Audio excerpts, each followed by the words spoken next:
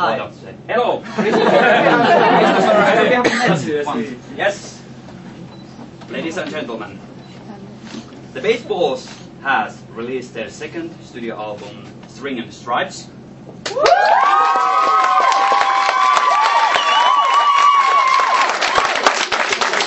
The album is a continuation of a success in 2009 on the album Strike, which has far been released in nearly 100,000 copies here in Finland.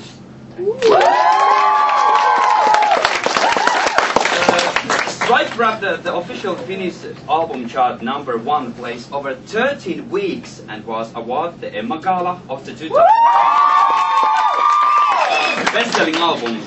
And the Platinum Border broke up in Sweden, Norway, in the Netherlands, and the double album Baseball Big at the Switzerland, and silver from Great Britain. Gold Border broke the band's home country also in Germany. Amazing! So the Baseballs, Sam, Basti and Dicker, welcome. Hello. Yeah, hello. Thank you. It's nice to have you again here in Finland.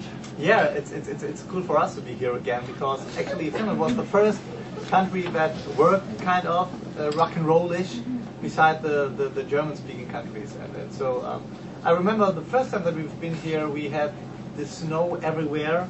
Yeah, it was very cold. And this time we just have some spots of snow everywhere. So and the sun is shining. And the sun is shining. Yeah. So you do a good job over here. The next time, I think when we have the third album, there will be no snow at all. But actually, there is. You know, you have to know, we know, of course, that the sun is shining very, very hot here in Finland. We had this festival gigs here in Finland last year, and the sun was so hot, and of course, the audience was hot, and we had a lot of fun, yeah. Yeah, because my second question is, did you guys party whole night yesterday? Yeah, I mean, we're not very good in reading Finnish, but we saw these pictures in this newspaper saying that we are party animals. And yes, in the hotel. Well, in the hotel, yeah, they had to close the bar, and we had to look for another place to go. But in the end, it's always good if you just have some beer in your pocket. But in the end, we have to say that we are not that rock and roll-ish like some people think, that we are partying every night and drinking a lot of alcohol or taking drugs. Or I mean, we are really nice guys in the end. And if we know that we have, for example, an important gig or a show, we are really concentrate on behave the night before and be always nice to our female guests. Go to bed. Go to bed. Have a nice massage. Not together, from just separated from each other. Yeah. Hey, I have Hey! you can thank you very much. After like a huge success, was it so difficult to make this album, and what kind of process it was to you? In the end, it was almost like the same thing that we did with the first record.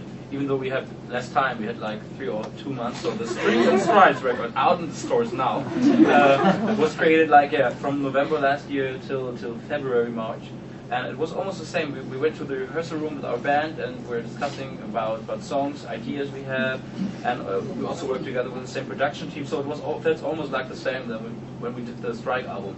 And yeah, what we had this time is that we came up with some new ideas. For example, to get more into the 60s rock and roll and find some summer vibes for the songs and do some Beach Boy styles. And what we did the first time now is to cover rap songs. We never did this before, and it was a lot of fun actually. For example, the Candy Shop, the first single. This is really easy it's easier to do in the speed of 50 Cent. He's doing it really slow, you know, groovy, and we do it almost in the double speed. And there was a lot of hard work in the studio and a lot of fun to do the lyrics in the rock and roll way. And of course, with the song we are really proud of, the song we are really proud of is the first own song we have on this record, the first original baseball song, which is Hard Not to Cry, and we're really happy about that this song is on the record now. How do you pick up all of these songs in the album? How you choose them? It's like Digger says always. It's like love on first sight. You know, when we're driving in the car, listening to the radio, and if there's a song and the song has got a nice melody or enough chords and nice lyrics, then you know it's like we're having a lot of ideas to that song maybe, and then we'll take these ideas to the rehearsal rooms and practice it or jamming it with our whole band. And you know the good thing is that our whole band, you know, they are very good, or they have a good knowledge about the 50s and about the 60s. So it's great working together.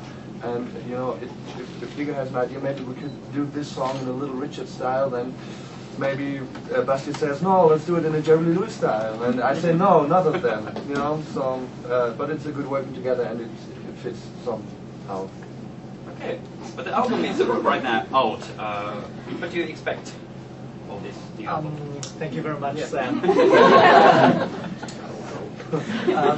Well, of course we are really nervous because actually we had this big success with the first album. But the problem is, or not the problem, the good thing is that we some kind of, as a rock and roll band, jumped into this mainstream popular music business. So we had the chance to make this rock and roll music popular with different other bands that are in the radio and all that stuff. But in the end, we're still a rock and roll band, and our expectations are more or less to play more in rock and roll clubs again, not only to have this bigger venues, for example. Even if we could play in front of more than 2,000 people, we would say, okay, let's repeat more than just one concert in one town, than just playing one concert in front of a big audience. So this rock and roll music doesn't depend on the success of the second album. Of course, we hope that that there are many people that buy the record, come to our concerts, and celebrate the summer and the winter time with us. But honestly, we are happy if this rock and roll music that we make lasts for longer than just a popular name like the Baseballs. You have to know, as we got the chance to record the first album, Strike, you know, there was like a dream come true. You know, we never thought of that. You know, it was a really big thing for us when we heard that there's a record label and they said, "Hey, would you mind to record some some songs for us?" And we, okay, let's do it. And it was really cool, and we were so surprised. And that you know, it was really, you know, a special moment for us when we heard that it went so well in all over Europe. You know, so. Actually, like Digger mentioned before, of course we are nervous, but more because of the people around us, you know, because they saying stuff like, you know, the first record was so successful, we have to go with another album. Take your picture now. I think you know what I mean. Yeah.